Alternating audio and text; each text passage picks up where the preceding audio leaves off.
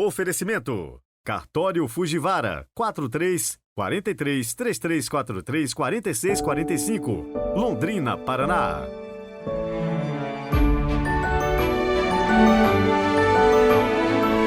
Olá, bem-vindos ao podcast Evangelho do Dia desta sexta-feira, 29 de dezembro de 2023. Hoje a igreja celebra São Tomás Becket e também estamos no quinto dia da oitava de Natal e nos preparando para encerrarmos o ano daqui a alguns dias. Quero mandar aquele super abraço e as orações para Patrícia Souza, de Imperatriz do Maranhão, que hoje está fazendo aniversário. Deus te abençoe, viu, Patrícia? E tudo de bom para a sua vida. E hoje, na Enciclopédia Bíblica, vamos conhecer um pouco de como eram as cidades no tempo do Antigo Testamento.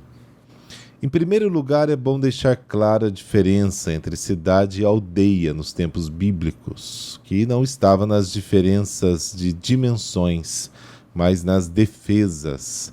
As aldeias eram assentamentos humanos sem muros. As cidades eram cercadas de muros. Eram construídas em cima de colina ou elevação bem formada pelas ruínas de cidades anteriores, fácil de defender e próxima de boa fonte de água. Em Meguido foi escavado um túnel profundo na cidade até a fonte para garantir o suprimento de água, também em caso de assédio, de invasão. Geralmente as cidades eram construídas em regiões férteis do país, onde se faziam boas colheitas e onde as pessoas precisavam se unir para se defender contra invasores. Com frequência também se localizavam em cruzamentos ou pontos de conjunção de vias comerciais. Mas como eram as cidades no Israel antigo? As cidades eram pequeníssimas para os nossos padrões atuais, abrangendo muitas vezes apenas de 6 a 10 acres, equivalendo aí à área de uma praça de cidade moderna. Dentro dos muros havia de 150 a 250 casas, com cerca de 1.000 pessoas. Vistas de longe, as cidades de Canaã assemelhavam-se mais a castelos. Quando os israelitas, moradores de tendas, pela primeira vez entram no país, seus exploradores informaram terem visto cidades grandes e fortificadas até o céu, como está em Deuteronômio capítulo 1, versículo 28. Essas fortalezas começaram a ser erguidas quando os clã-nômades decidiram estabelecer-se permanentemente. O chefe do clã tornou-se o rei do seu território. Não havia governo central e os reis das diferentes cidades viviam em constante luta entre si. No começo, os israelitas limitaram-se a reparar as casas e edificações das cidades tomadas aos cananeus. Ainda precisavam aprender a arte da construção dos seus vizinhos. Em tempos de paz, havia grande transbordamento das cidades. As pessoas iam morar fora dos muros para apacentar os seus rebanhos e trabalhar a terra. A vida na cidade era muito apertada e desconfortável. As casas eram mal construídas, umas meio que junto em cima das outras. Em terrenos inclinados, umas eram construídas até em cima mesmo de fato das outras. Não havia ruas no verdadeiro sentido da palavra, mas apenas espaços entre as casas, vielas estreitas, que não levavam a nenhum ponto específico. Não havia pavimentação, é claro. Os drenos eram canais abertos, lama e resíduos, lixo, cerâmica quebrada, tijolos velhos de barro, tudo era amontoado fora da porta. Tanto que não raro, nível de viela se tornara mais alto que o das casas. A chuva transformava tudo em lamaçal. No inverno, as pessoas viviam confinadas em meio à umidade e à sujeira. O sol do verão trazia um pouco de alívio, mas o mau cheiro permanecia. Mas nessa estação, grande parte dos habitantes mudava-se, indo viver e trabalhar no campo. Em tempos de paz, moravam fora dos muros durante 2/3 do ano e só 1/3 na cidade. A porta fortificada era a principal área livre de cada cidade. Durante o dia, as portas fervilhavam de gente ruidosa, mercadores que chegavam, gente que vendia e comprava, anciãos que se reuniam em conselho, outros que discutiam e julgavam casos, mendigos, vendedores, ambulantes, trabalhadores, escribas, visitantes e negociantes, com jumentos, camelos e até bovinos, todos acorriam à porta da cidade. Nas cidades maiores, os comerciantes dispunham de mais espaço. Às vezes, cada ramo de comércio tinha sua própria área, mas não havia lojas especificamente construídas. Cada negociante expunha sua mercadoria numa banca nas partes laterais da rua e à noite retirava. As portas da cidade eram fechadas e barradas durante a noite. E é isso aí. Semana que vem vamos conhecer as principais construções dos tempos antigos. Rezemos juntos!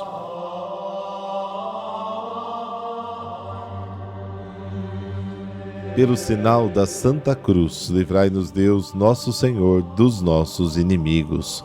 Ó Deus invisível e todo-poderoso, que dissipastes as trevas do mundo com a vinda da vossa luz, volvei para nós o vosso olhar, a fim de que proclamemos dignamente a maravilhosa natividade de vosso Filho unigênito. Amém.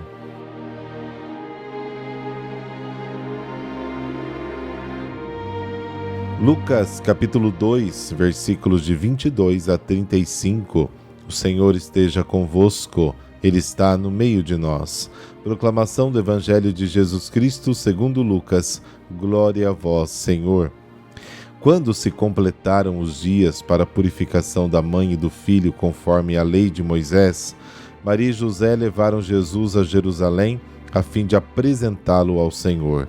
Conforme está escrito na lei do Senhor, todo primogênito do sexo masculino deve ser consagrado ao Senhor. Foram também oferecer o sacrifício um par de rolas ou 2 pombinhos, como está ordenado na lei do Senhor. Em Jerusalém havia um homem chamado Simeão, o qual era justo e piedoso, e esperava a consolação do povo de Israel. O Espírito Santo estava com ele e lhe havia anunciado que não morreria antes de ver o Messias que vem do Senhor. Movido pelo Espírito, Simeão veio ao templo. Quando os pais trouxeram o menino Jesus para cumprir o que a lei ordenava, Simeão tomou o menino nos braços e bendisse a Deus.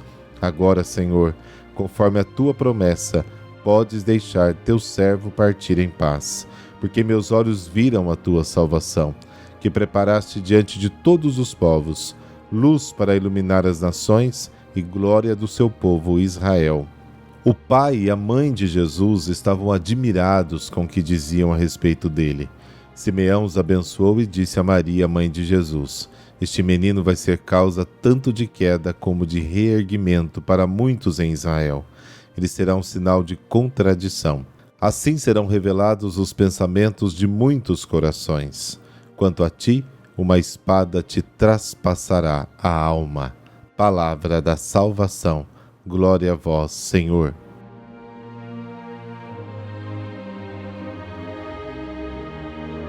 No Evangelho de hoje, o Senhor visita o seu templo. Ele não vem para julgar a inobservância da lei, mas para submeter-se como homem à obediência ao Pai, a quem os homens desobedeceram. Ele vem para pagar a dívida do homem. Deus não exige o sacrifício do homem à sua própria majestade.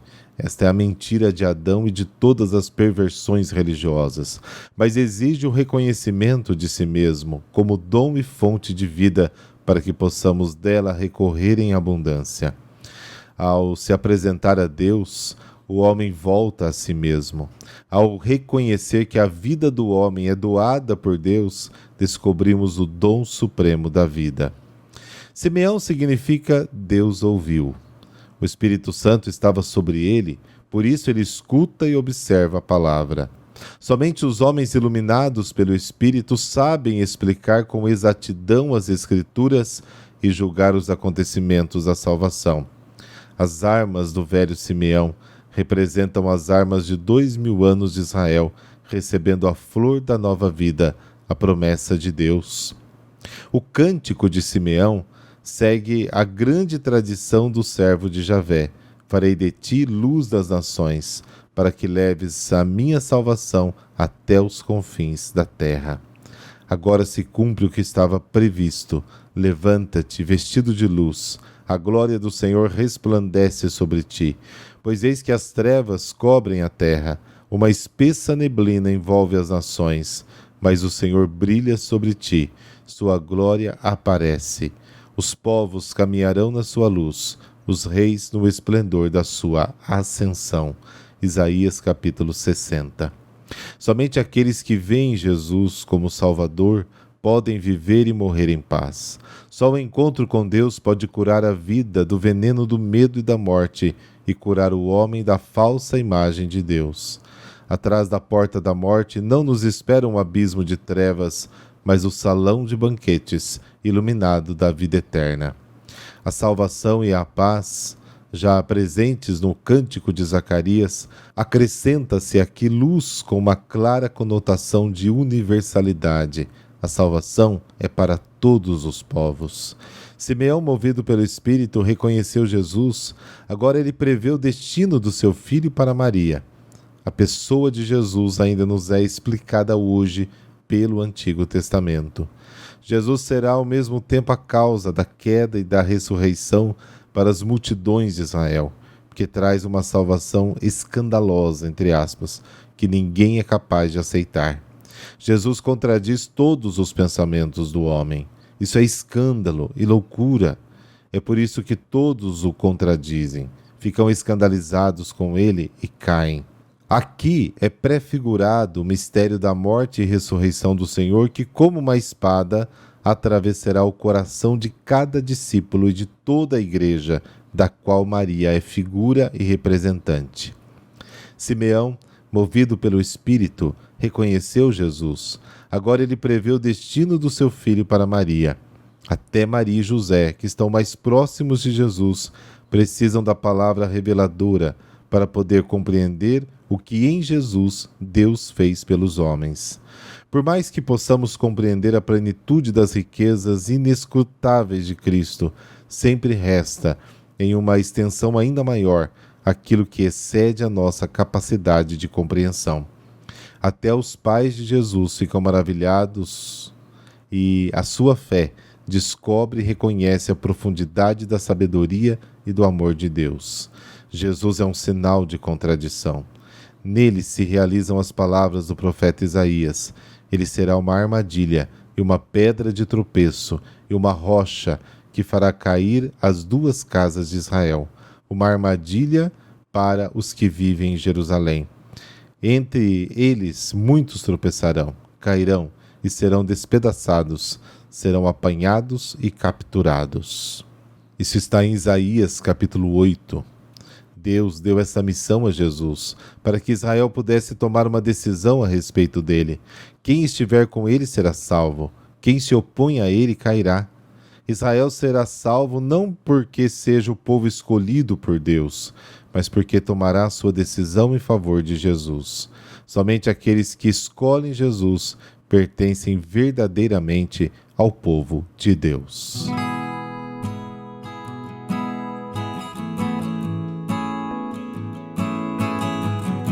São Tomás Becket.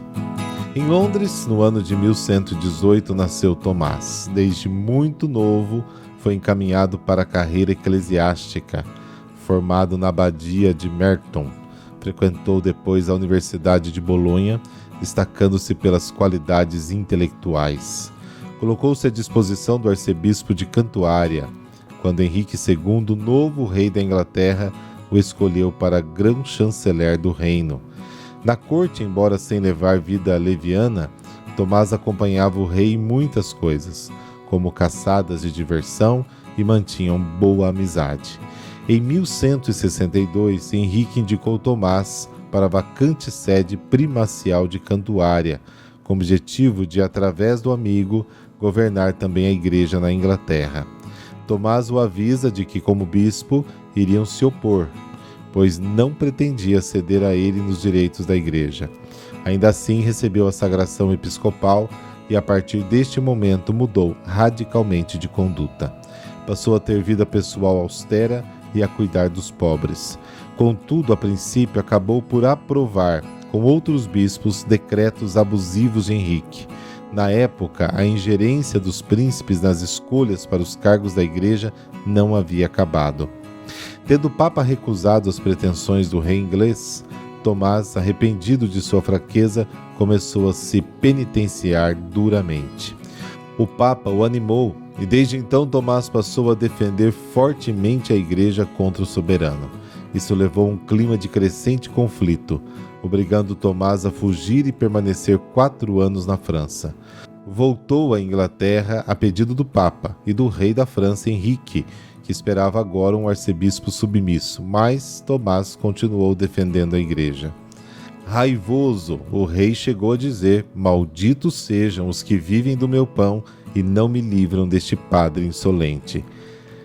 4 cavaleiros interpretaram essas palavras como uma ordem de assassinato, e no dia 29 de dezembro de 1170, à tarde, procuraram Tomás na Cantuária, exigindo sua submissão ao rei.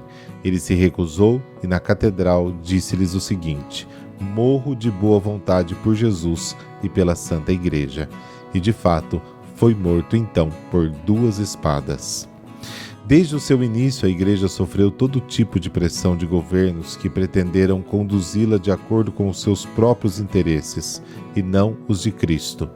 Ainda hoje é assim. Em diversos países há modos particulares de pressão sobre o corpo místico de Cristo.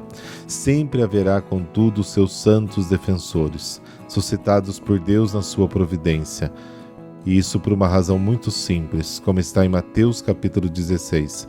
As portas do inferno não prevalecerão sobre ela, a Igreja. A questão é como cada fiel, diante dessas realidades diárias, se posiciona. É sempre preciso escolher entre a defesa intransigente do próprio corpo, do qual somos membros, ou permitir que ele seja mutilado, muitas vezes em nós mesmos, mas agindo assim como cortados da videira que é Cristo, e esses ramos dele separados perecerão queimados. João capítulo 15. Senhor, dai-nos, por intercessão de São Tomás, defensor intrépido dos vossos direitos, a coragem de jamais confundir o legítimo respeito ao próximo com o pecaminoso respeito humano, que levou, por exemplo, Pilatos a condenar Jesus à morte, mesmo sabendo que ele era inocente, apenas para não desagradar a interesses mundanos. Amém. Abençoe-vos o Deus Todo-Poderoso, Pai, Filho e Espírito Santo. Amém. Boa sexta-feira e até amanhã, se Deus quiser.